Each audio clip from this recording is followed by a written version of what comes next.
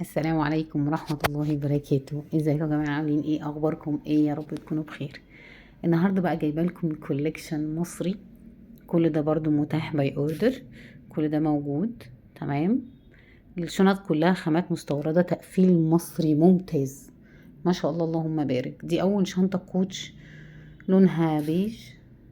كان نازل منها الاسود يعني هي اسود وبيج بس، ولسه في الوان تانية. الكواليتي بتاعتها ناعمة جدا وطرية، نفس الميرور او اقرب حاجة ليها يعني. جميلة قوي. طبعا الشنط اللاكوست كسرت الدنيا السنة دي صراحة، سواء الاوريجينال او المصري. اسعار الاوريجينال او الميرور اللي كانت نازلة في السوق بادئة من اول 2200. تمام. دي بقى اقرب بنسبة كبيرة جدا، خامات مستوردة برضو، تقفيل مصري، كانت كواليتي حلوة قوي. في كل الالوان دي قماش، وكانت حقيقي جميلة جميلة، وكل حاجة مختومة والصوصات كانت حلوة قوي. كانت يعني انا ما شفتش فيها فرق كبير يعني، وشيك جدا جدا جدا. ونزل بقى منها كل المقاسات. بص الصوصات مختومة ازاي، وهي ما فيهاش حاجة من جوه لان هي مش متقسمة طبعا. بس بجد حقيقي جميلة جدا. وبص بقى وانتوا بتفتحوها، ده شكلها من جوه. بس يعني حتى الشريط ده باين واحنا فاتحين الشنطة، كانت شكلها في الحقيقة تحفة يعني. الابيض في الحقيقة جميل جدا، بس باين سنة ان احنا ايه، ده التقليد في الابيض بس. لكن الاسود والكحلي كانوا فظاع جدا. الشنطة بقى دي لتومي. تمام. جميلة جدا. هنتكلم في الصراحة، الالوان دي كلها ما نزلتش في الميرور يعني، او في الاوريجينال. كان نازل طبعا الكحلي اساسي. تمام. والاسود تقريبا ما شفتش الاسود، بس اشتغلت في الكحلي بس. فده التقليد المصري بتاعها، كواليتي تحفة. شنطة جميلة جدا. الكروس بتاعها جميل، كبير مش صغير يعني، مناسب جدا يعني للبنات اللي هم من بعد 25 لفوق. بجد حلوة، مناسبة للكليات، لا كبيرة ولا صغيرة. بص بقى نشوف تفاصيلها من جوه. ووتر بروف. احلى حاجة ان انتي لو جبتي شنطة ووتر بروف مصري، والله مش بيبان عليها اي حاجة. يعني الجلد ماشي، لا ووتر بروف بتعيش بجد في الحقيقة. بصوا جميلة جدا وتقفيلها خطير يعني.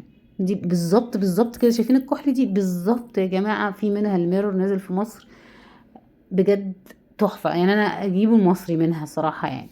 وميزتها ان في الوان يعني، الاحمر منها كان كاسح يعني. طبعا الشنط الديور دي مش هنتكلم عنها.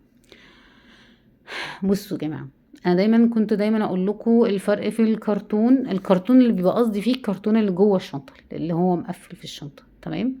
الشنطه دي مقلداها بالظبط بالظبط. يعني الكواليتي اللي من بره هي المستورده. الكواليتي اللي من بره مستورده. التقفيل من جوه اساسا الديور من جوه في الميرور او في الاوريجينال مش متقسمه من جوه. السوسته مختومه زي ما احنا شايفين. وفي اغلب اللي كان بينزل في الميرور او الاوريجينال اصلا مش بسوسته من جوه.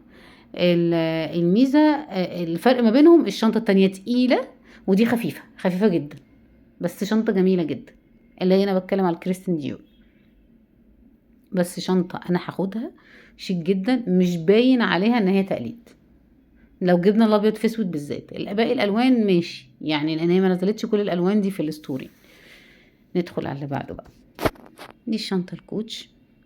يا جماعه كل اللي انا بقوله لكم ده، الصور دي على الطبيعه جدا، بتصوير موبايل. بجد شنط جميله جدا صراحه، وتقفيلها حلو شيك قوي. تمام. كل الحاجات دي مستورد، كل الخامات مستورده، والبطانه وكل حاجه، والتقفيل بس ايه، مصري. وبقت صراحه في مصانع بجد بقت بتقلد بالظبط. تمام. الفرق دايما ما بينها وبين برضو الميرور، خلينا متفقين. اي شنطة جلد او يعني هي كرتون وكده. الفرق ما بينها وبين المصري ان هي التانية تقيلة ودي خفيفة. دي برضو بترجع للعميلة، في عميلة تحب شنط تقيلة، وفي ناس تحب شنط خفيفة. ودي قناعة كل واحدة يعني. بس فده رأيي الفرق يعني. دي بقى كلاتش تومي. كلاتش ماشي. لطيفة جدا، نزلت برضو من ضمن الترندات يعني. جميلة. دي الشنطة تومي سوري، مش الكلاتش لسه، كانش الكلاتش لسه ما جبتوش. الشنطة دي جميلة جدا. بصوا انا جبت منها كتير، الاسود والكحلي بالذات كانوا اكتر اتنين، الاسود والكحلي يليه الاحمر. يعني البيج مش كانتش ماشيه قوي، بس يعني هاي الموديل كله اتفقنا ان اي شنطه ووتر بروف جميله جدا، وميزتها تقفيلتها ودراعها والحاجات دي كلها متقفله بشكل طبق الاصل. يعني دلوقتي في مصر في مصانع زي الصين بالظبط الصراحه، طالما الكواليتي مستورده. شنط بقى اللوي فيتون دي طبعا لحد الآن موجودة، خلاص هي ما بقتش ترند صراحة يعني، لأن هي أخدت وقتها خلاص، بس في ناس لسه بتحبها. الكواليتي بصوا، كواليتي على ضمانتي. بصوا مقلدين البطانة تمام، بس طبعا البطانة بتاعت الأوريجينال قطيفة قطيفة يعني. بس كواليتي الجلد حلوة وتقفيل الشنطة حلو، يعني مناسبة للبنات. السلسلة طبعا جميلة جدا بس أخف من الأوريجينال، ده الفرق ما بينهم هما الاتنين. خلينا نتكلم اللي في مصر، طالما ان احنا مش جايبين من الستور، فاحنا جايبين حاجة ميرور أوريجينال درجة أولى، يعني لأن في فرق أسعار رهيب يعني. فهي حاجات حلوة، والشريط بتاعها حلو خفيف، والكروس بتاعها حلو ومعاها برضه 3 دراعات زي الشنطة الأوريجينال، بس طبعا دي من غير البوكس والتانية بالبوكس طبعا. الشنطة دي بقى تحفة تحفة تحفة. انا مش عارفة هما بيسموها كالوي او يعني، ده اللي انا بقراه بالعربي دايما، ف هقول عليها ان هي اسمها كالوي. لو بقى ممكن اخش على جوجل واعرف اسمها بالظبط صراحة، ما حاولتش. بس دي شنطة جميلة جدا. انا شايفة ان هي لو كان في مقاس كبير جدا يعني اكبر كده على حاجة و40 او 40 كانت هتبقى احلى، لان هي دي ما بين الكبير والصغير وسط يعني. الكواليتي بتاعتها ما فيهاش اختلاف تماما، تقيلة قماش ديك زي الجينز، ومقفلة في كرتون كويس جدا جدا وشيك جدا، واتنزلت ترند في ايام كتيرة جدا. حقيقي حلوة يعني، حتى على الصور هنا في الحقيقة باينة ان هي اساسا مش ممكن تكون مصري اساسا. والواناتها كتير جميلة صراحة، شنطة جميلة يعني، شيك قوي في اللبس صراحة. ندخل على اللي بعده. دي بقى يا شباب شنطة انا ما شفتش منها اصلا في لا ميرور ولا اوريجينال، يعني انا شايفه ان هي يعني شنطه مصري كواليتي مستورده، يعني هما كواليتي كله مستورد، وهم عملوا ديزاين مصري شكله حلو قوي. جلدها تحفه ومختومه، بس انا ما اشتغلتش فيها في الاوريجينال او في ميرور قبل كده، مشفتهاش يعني، اول مره اشوفها في المصري. بس عجبتني الكواليتي بتاعتها في الحقيقه، واللبس بتاعها شكلها حلو مش وحشه، فقلت برضو اوريها لكم ان هي حلوه ازاي.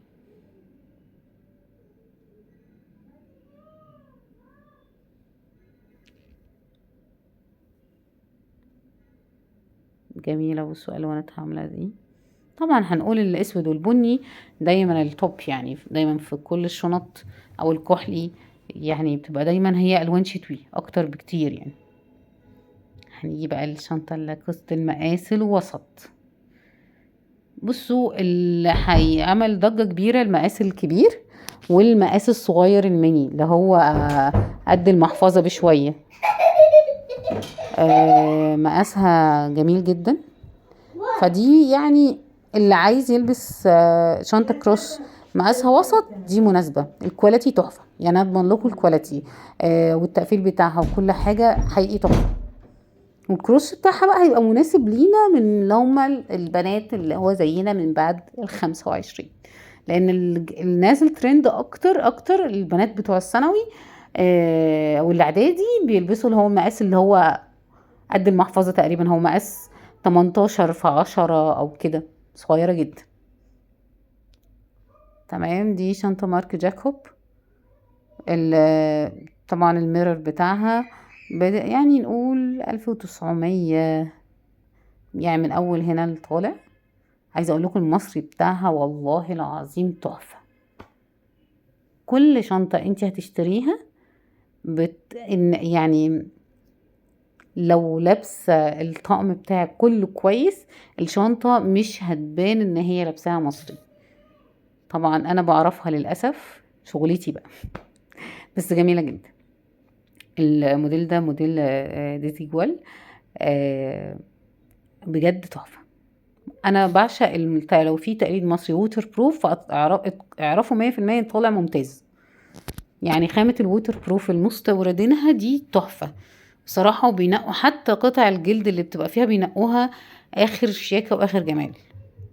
بجد الشنطة دي تحفة، لسه نازلة اول مرة تنزل، بس لسه هتتكرر تاني، خلصت. وخصوصا اللون الزيتي ده اول لون خلص، كان عليه اقبال خطير، وهي بجد حقيقي جميلة جدا يعني.